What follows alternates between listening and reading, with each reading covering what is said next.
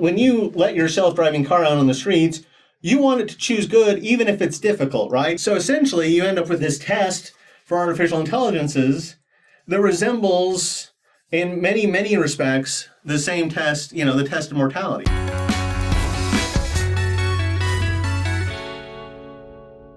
Hey everybody, welcome back to Saints Unscripted. Sabrina and I, David, I guess I always forget to introduce myself, but we are here today with Ross Richey. Now, we got in contact with Ross through our friend Kurt Frankham, who we've had on the show before. He's over at Leading Saints. Ross, you used to be on the board of directors over at Leading Saints. I did. You've right now you've got your own blog. Yeah. What's that called?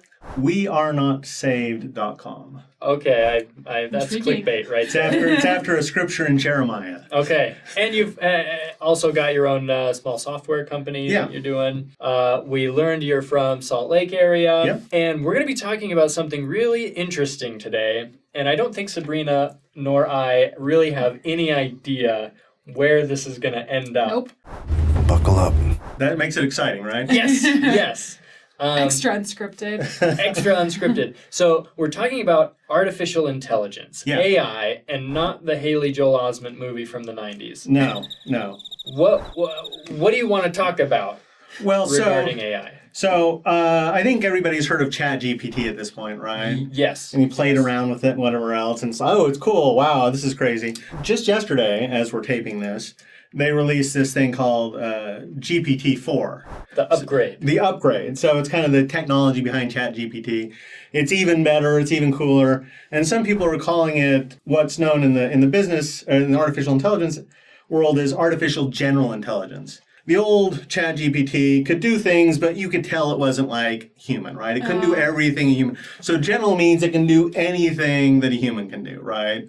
It's got the same essential level of intelligence and the same capabilities that we do as humans, right? So that's the general. It can do everything. It can't just answer queries or whatever. It could, essentially it could work at a factory, or it could solve math problems or whatever else. So what you're saying is that this version of ChatGPT is something that could be installed in a physical robot and that's what people are worried about, and they're also worried that more than being installed in a robot, that it could essentially that it would be smarter than us, and if it's not on our team, the bowler hat guy. From what's that called? Meet the Robinsons. Meet the Robinsons, right? The hat was supposed to be good, and then I was thinking it was very bad. iRobot. Oh yeah. Yeah. So similar to iRobot, right? Like you've got these things. The robots are super smart. Maybe they're super strong, and if they're not on our team, we're in trouble. Right? Then we're in trouble. Scary, yeah. Right. Yep. So essentially, there are people who are worried about the Skynet problem or artificial general intelligence. They see that intelligences are coming. We've created intelligences, right? Mm-hmm. They want to make sure that they're on our team, that they're moral, right? That they're not going to destroy us all like Skynet or take over the world or do whatever, right? Mm-hmm. Before they let them into the world as super intelligences, before they give them sort of godlike power, right? They're worried that these artificial intelligences, if you give them the right amount of resources, at a certain point they could become, way more powerful than us, right? Well, okay, you got the same thing in Abraham 3, right? You got the intelligences that are gathered before the world is, right? We will prove them herewith to see if they will do all the things whatsoever the Lord their God shall command them, right? We're going to test to see if they're moral. Okay. So we got exactly the same parallel in Abraham that we have currently with people who are worried about AI risk. Mm-hmm. You've got the intelligences. You're not sure what they're going to do. You want to make sure they're going to be good before you advance them to, the next level, right? Yeah. Whether that's godhood, whether that's a second estate, whatever. It's exactly parallel, right? Yeah. People have been thinking about this for actually quite a while because they could see that this was coming. I mean, it's kind of arrived, and some people are like, oh, it's too late now. We're just screwed, right? Yeah, a lot has changed really fast. But they've been thinking about it for a long time, and there was this guy who's one of the big thinkers in the space. His name is Nick Bostrom. He wrote this book called Superintelligence. And in there, he described, the first thing you might do is you might take the AI that you're worried about, and you might put it in a box, and you might keep it from interacting with the rest of the world, right? Well, if you think about it, that kind of sounds like mortality. It kind of sounds like the veil. It kind of sounds like a lot of, like a controlled environment. A controlled environment where, we can't do too much damage. Yeah. And and he also talked about how, you can't just tell it, be good, because first you got to define good, you've got to give it commandments, right? And then there's got to be the opportunity for it to choose something other than good. If the only option is to choose good, then it's going to choose good. But you've got to give it the option to choose good or evil. You've got to give it the choice between good or evil. Well, okay, so why do we have to give someone without a conscience the choice between good or evil? Well, that without a conscience, Yeah. or without a Like- consciousness. Without either? I'm so confused. I don't know. Without Well, a consciousness? so to go back to the AI thing, right? So we got these AIs, we're worried they're going to destroy the world, right? So we want to make sure that when they get to the point where they're like super powerful and they're doing stuff for us and they're in our Alexa and they're driving our kids, right, that they're not going to do bad things. Or is it also because they need to recognize when bad things are happening, right? Right. So they need to recognize what's bad and what's good so that when they're out here, they can do good stuff. And the only way they can choose between good and bad is if they actually have If they know. bad options. Okay, yeah. And they can refuse to do the bad options, right? So let's say you're training a self-driving car, right? And you put it in your little space, and you give it the option to run over the children, crossing the crosswalk from school. You want it to not do that. Yes. Okay, And- I get you. It's only morally right if they've chosen to not do the bad Right, thing. exactly, Yeah, right. okay, I gotcha. You can only trust them to be good once they're on their own. Yeah. Once you've let them in the world, you can only trust them to be good if you've given them the option to be bad and seen that they Got it, okay. decided not to be bad, Yeah. right? Right. They need to know when to flip the guy off that just cut them Right. off. They have very fine-tuned rules. Yes. Right? And so forever, this has been one of the things people have beat up Christians and religious people, like, why would God allow evil to exist? Right? Why would bad things happen to good people? Why is there evil in the world? Well, if God, as we think in LDS cosmology, is training intelligences before he gives them godlike power, then of course evil has to exist. Otherwise, you can't know, is someone truly good if they never even had the chance to choose evil, right? And I like that you use the word training us towards something, Right. not just testing us to see if we pass or fail. Yeah, not just testing us for the sake of testing us. We're sort of gods in training, right? Yeah. And before we get whatever power, whatever rewards we're going to get in the hereafter, I assume God would want to be sure that we're going to use them responsibly. So he gives us a bunch of opportunities to use things responsibly, to make good choices. Yeah. It's like Willy Wonka and Charlie. I haven't thought of that, but yes. He The old wants to version. give us the golden ticket, but he's going to send us through the factory first to see if we, See if we can handle managing the factory. fall into the river of chocolate. Yes, all those things. Yes, Not that God is ever going to retire. No. Oh, we're going to get beat up for that. No. Not going to happen. We're not replacing Willy Wonka. Okay. Continue. You're off the reservation. Yes, Yeah. I'm off. Yeah, and not only do you have to have the option to choose evil, but it can't be obviously the easiest choice to choose good. It has to be beneficial to choose evil and hard to choose good, right? Like when you let your self-driving car out on the streets, you want it to choose good even if it's difficult, right? So essentially you end up with this test for artificial intelligences that resembles, in many, many respects, the same test, the test of mortality, right?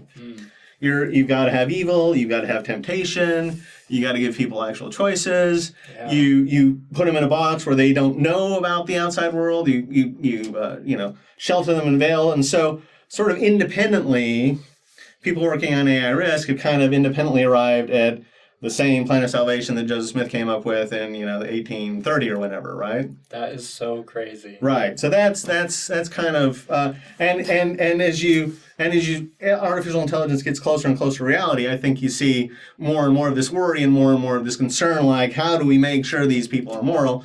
Oh, well, guess what? We already had the answer, right? We already figured it out. I'm thinking about how the plan of salvation was created by God, who is all-knowing, right? Sure. And is there like a danger of us kind of like in a way playing God when we are not all-knowing? Right. Yeah. No. So you come up with one of the first things people come up with is God knows how much temptation we need. He knows how much evil we need.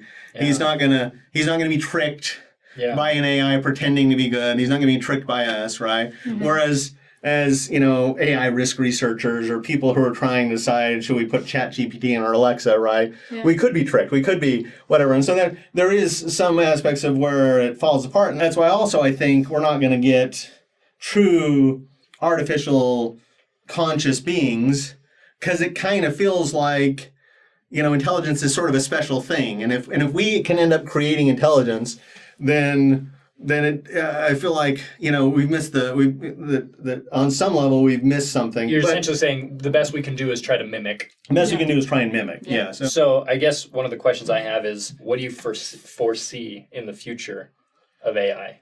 I think that ChatGPT and the new GPT-4 are not going to be quite as useful as people think, and I think we're hitting an area of diminishing returns. So I think it's going to change the world, and it's going to be amazing. Yes. But I do think that it's not going to quite get to the iRobot stage. So what's the moral of the story? Yeah, that's what I was going to say. What do we take away? Yeah. Well, I think the moral of the story is that a lot of things that people have traditionally criticized Christians for as being paradoxes of their belief, like the problem of evil, the problem of suffering, end up being absolutely necessary if what you're really trying to do is train intelligence to be moral before you can give them, godlike power or additional power or whatever, what have you. If it's a probationary period, if we're sent here to be tested, then all these things are crucial elements to the test, not mistakes. Well, I find that very validating in a sense. Oh, that's good. Just because, and it's not just a problem for Latter-day Saints, as you mentioned. It's a problem for Christianity and other religions as well. Yeah. And it's just so interesting to see us come full circle almost, in a sense, and come to those same conclusions of it Right. being necessary. Yeah. In some of the books that you read about intelligence, they talk about, okay, so you set up this test environment for AIs, and you throw everything you can at them, right? You throw temptation, you throw bad things, you throw whatever, right? And you give them every chance to screw up. And if by some miracle they don't screw up, then you finally have an AI you can trust with godlike power, right? Now the problem, one of the reasons why you have to test things so extensively is that artificial intelligences are weird. Like, you don't understand them, right? They say weird things. If you look at ChatGPT, it does weird things. So it's possible that you may not understand the AIs in the system enough to, trust that if they made one mistake that's the only mistake they ever made, or instead they may have made one mistake and thought, oh, I figured it out, right? Like, I'm not going to make more mistakes, but secretly I'm evil, right? Well, so this one perfect AI, right, that you have, that has passed all the tests, he, being an AI, could possibly vouch for the other AIs, right? He might even be able to, atone for their sins, right? He might be able to act as sort of a savior. So the whole business of, crafting the perfect AI is all from this AI book I mentioned earlier, Superintelligence. But the idea that if you had a perfect AI, he could vouch for the other AIs, just seemed like it kind of fell naturally out that as I was reading, like, oh, he's developed the whole idea of Christ and the atonement based on his idea for how we test AIs, right? Wow. Yeah. It's getting crazier. So the idea is that this perfect AI is not going to misjudge. It's not going to misjudge like we would the other AIs, and so the AIs in training. It could vouch for them in a way that it can trust them in a way we never could, right? Especially because he has experienced. Because he has like in Alma, was it 712? He has borne their sufferings and he's been through it. He's been through it, right? He's been through exactly the same thing these have been through. So he understands them in a way we never would. Yeah. I can't take much more of this. I'm on overload. This is going to take a while to process, but that's really interesting. Yeah. So that's the final piece of the puzzle.